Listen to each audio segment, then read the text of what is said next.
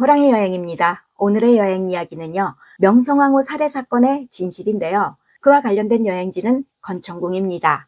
경복궁 끄트머리에 자리한 건천궁을 두고 궁궐 속의 궁궐이라고도 하는데요. 그런 건천궁은 애초 경복궁에 없던 곳이고요. 임진왜란 때 불에 탄 후 270여 년 만에 흥선대원군이 다시 지었을 때도 없었답니다. 건천궁이 생긴 건 고종이 독립하던 때인 1873년인데요. 고종은 11살 때 왕이 되긴 했지만 그 왕권을 휘두르던 이는 아버지 흥선대원군이었는데요. 10년이 지나서야 아버지를 내리고 진짜 왕이 되면서 지은 거랍니다. 당시 고종은 개인 돈으로 은밀하게 건물을 짓기 시작했는데요. 그동안 아버지가 나랏돈을 거덜내면서 재건한 경복궁이었기에 궁을 또 짓는 건 사실 눈치가 보이는 일이었답니다. 그래서 이것을 뒤늦게 알게 된 신하들이 이러시면 아니 되옵니다 전하 식으로 기를 쓰고 반대했지만 고종은 나랏돈이 아니고 내 돈으로 짓는데 뭔 참견이야 식으로 밀어붙인 건 그동안 왕노릇하던 아버지 그늘에서 벗어나기 위함이었답니다. 그래서 별도의 담장까지 두른 건천궁은 언뜻 보면 어느 양반집 같은 모습인데요. 당시 눈치 보면서 짓다 보니 경복궁의 다른 건물들처럼 화려한 단청까지 입히긴 힘들었을 겁니다. 건천궁 안에 있는 고종 거처인 장안당은 오래오래 평안하게 지내는 곳이요. 명성황후 거처인 곤영합 또한 땅이 편안한 곳이란 의미인데요. 고종 부부는 이곳에서 이듬해 아들 순종을 낳고 지난 시간에 얘기했던 것처럼 향원정에서 국내 최초로 피겨스케이팅 묘기도 구경해가면서 잘 사는 듯 했지만 우리 역사상 가장 치욕적인 사건이 여기서 벌어질 줄 누가 알았겠습니까? 자, 1895년 10월 8일 새벽에 수십 명의 일본 괴한들이 무단 침입하면서 건천궁이 발칵 뒤집혔는데요.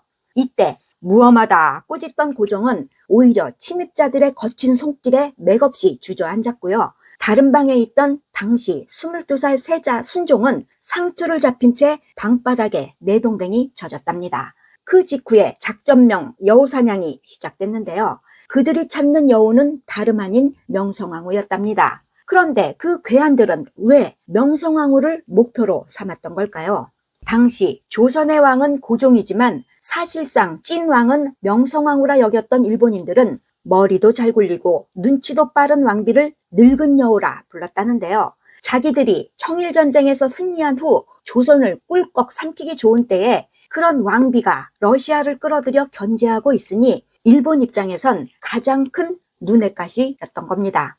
하지만 당시 왕비 얼굴은 최측근과 전담 궁녀만 알 정도로 극비사항이었기 때문에 괴한들은 제거 대상인 왕비 얼굴을 몰랐답니다. 게다가 침입 당시 명성황후가 재빨리 궁녀복으로 갈아입은 상태였기에 왕비 찾는 데 애를 먹던 괴한들이 왕비가 누구냐라면서 궁녀들 머리채를 잡고 협박했지만 입도 뻥끗하지 않자 왕비로 짐작되는 궁녀들을 하나하나 죽였는데요. 그 와중에 한 여인의 머리채가 잡히는 순간 여기저기 울음이 터지면서 왕비임을 직감했다는 얘기도 있답니다. 결국 괴한들에게 질질 끌려나와 바닥에 내동댕이 쳐진 명성황후는 그들의 발에 가슴이 짓밟히고 여기저기 칼에 찔려서 참혹하게 죽은 것뿐만 아니라 시신까지 처참하게 훼손됐는데요. 증거인멸을 위해서 시신에 석유를 흠뻑 붓고 불태운 후에 향원정 연못에 뿌리고 타다 남은 신체 일부는 인근에 묻혔답니다. 그때 명성황후 시신이 불태워진 곳이 바로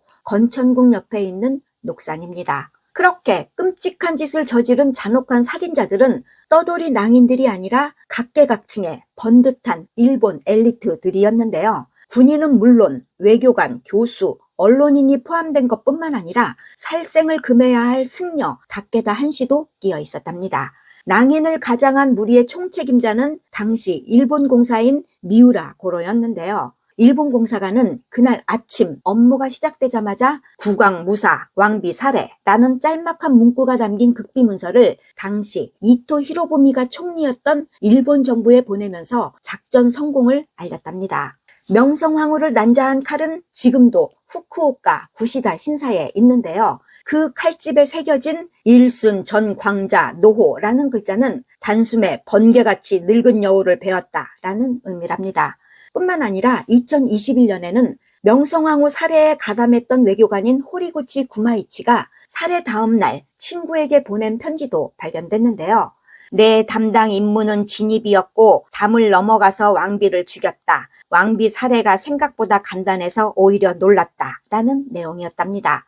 그럼에도 당시 미우라 고로는 조선 내부 쿠데타라고 우겨댔는데요. 물론 당시 그 천인공노할 만행에 협조한 조선인들이 있긴 했답니다. 바로 일본 주도로 만들어진 조선군 훈련대 대대장들이었던 우범선, 이두황, 이진호를 비롯한 몇몇 조선인들이었는데요. 이때 일본은 며느리인 명성황후와 앙숙이었던 흥선대원군까지 끌어들였답니다. 그런 대원군이 새벽 5시쯤 경복궁 앞에 이르자 대기하고 있던 일본인들의 기습 공격으로 조선 시위대가 맥없이 무너지는 상황에서 조선인들의 안내로 건천궁에 난입한 자객들이 명성황후를 죽인 건 오전 6시 무렵이었답니다.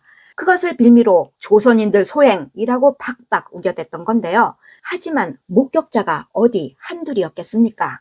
특히 당시 현장에 있던 러시아인과 미국인의 증언으로 이 끔찍한 만행이 국제사회에 알려졌는데요. 아니, 외국인이 어떻게 그 새벽에 경복궁에 있었던 걸까요? 자, 1894년 7월에 청일전쟁을 앞두고 일본군이 경복궁을 점령한 일이 있었는데요. 그야말로 묻지마 불법 점령으로 친일대가까지 세운 일본의 막가파 행태에 늘 불안했던 고종이 미군 출신 윌리엄 다이를 시위대장으로 러시아 건축가인 사바틴을 부대장으로 임명했기 때문이랍니다. 하다못해 건축가를 시위부대장으로 삼아서 곁에 둔 건 일본도 외국인은 함부로 건드리지 못할 거라 여겼기 때문이랍니다. 하지만 결국 일본은 그런 만행을 저질렀고 그것을 비난하는 국제 여론이 높아지자 어쩔 수 없이 미우라를 비롯해 살해 가담자 50여 명이 일본으로 소환돼서 재판을 받았는데요. 이듬해인 1896년 1월에 증거 불충분으로 모두 풀려났답니다. 그런데요, 이후에 그보다 더 충격적인 사실이 드러난 겁니다. 자, 수십 년이 흐른 후에 명성황후는 참혹한 죽음도 모자라 시간설이 솔솔 나돌았는데요. 살인자들이 죽은 왕비를 겁탈했다는 겁니다. 이는 일본 역사학자인 야마베 겐타로가 1966년에 출간한 이란 병합 소사에서 일본 수비대와 낭인의 무리가 칼을 빼들고 경복궁으로 밀고 들어가서 민비를 참살하고 그 사체를 능욕한 뒤에 석유를 뿌려 불을 질러버린 것이다. 라는 글에서 비롯됐는데요. 이렇게 사체 능욕이란 표현이 나오게 된 시발점은 또 다른 비밀 문서인 에조 보고서였답니다. 보고서 작성자인 이시즈카 에조는 당시 조선정부 내부 고문관으로 명성황후 참사를 코앞에서 본 목격자라는데요. 살해 이후부터 주모자, 실행자, 살해 과정, 그것을 지켜본 외국인, 임무 완수 후 철수 과정까지 꼼꼼하게 기록한 보고서엔 미우라 공사 처벌을 암시하는 내용도 있었기 때문에 살해 다음 날 미우라 몰래 일본에 있는 자신의 직속 상관에게 보낸 거랍니다. 하지만 명성황후 살해사건 전모가 낱낱이 기록된 에조 보고서 전체 내용을 대한민국에선 그 누구도 알지 못했는데요. 100년이 훌쩍 넘어서야 그것을 찾아낸 이는 김진명 작가였답니다. 일본 작가인 스노다 후사코가 1988년에 출간한 민비 암살을 읽던 중에 민비의 유해 곁에 있던 일본인이 같은 일본인인 나로서는 차마 묘사하기 괴로운 행위를 하였다는 보고가 있다. 라는 문장에 의문을 품은 김진명이 꼬리에 꼬리를 무는 기록을 따라 끈질긴 추적 끝에 일본 국립국회도서관 깊숙한 곳에 꽁꽁 숨어있던 보고서를 찾아낸 건데요. 김진명의 소설 황태자비 납치 사건의 모티브가 된 이 보고서는 한일 월드컵을 앞둔 2002년에 한 언론사에 전달되면서 세상에 알려진 겁니다. 무리들은 안으로 깊숙이 들어가 왕비를 끌어내어 두세 군데 칼로 상처를 입혔다. 나아가 왕비를 발가벗긴 후 국부검사를 했다. 참으로 우습고 노할 일이다. 그리고는 마지막으로 기름을 부어 소실시키는 등 차마 이를 글로 옮기기조차 어렵도다.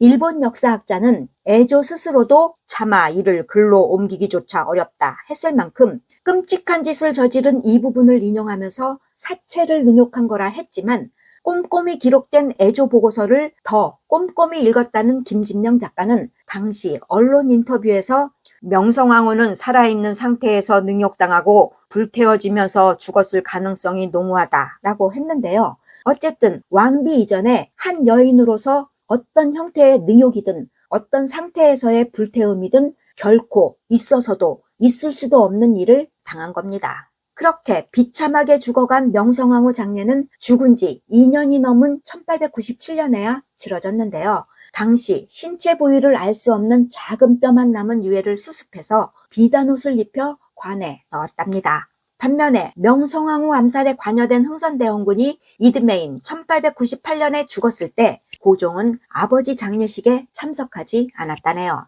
또 명성황후 암살 주요 가담자였던 우범선은 일본으로 도망가서 일본 여성과 결혼해 아들을 낳았는데요.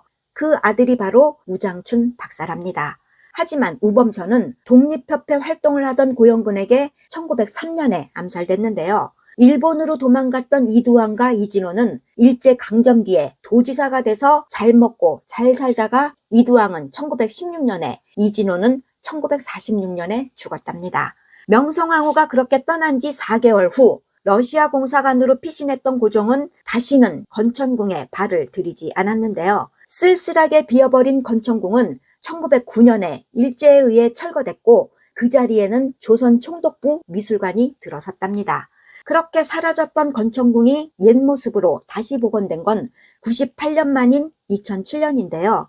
오랜 세월이 흘렀지만 죽어서도 눈 감지 못할 명성황후의 혼이 건천궁 어딘가에 머무르고 있는 건 아닌지 싶기도 한데요. 자, 다음 시간에는 아무도 모르는 명성황후 얼굴 미스터리 얘기가 이어질 겁니다. 오늘 얘기 끝. 구독, 좋아요, 호랑이가 부탁해요.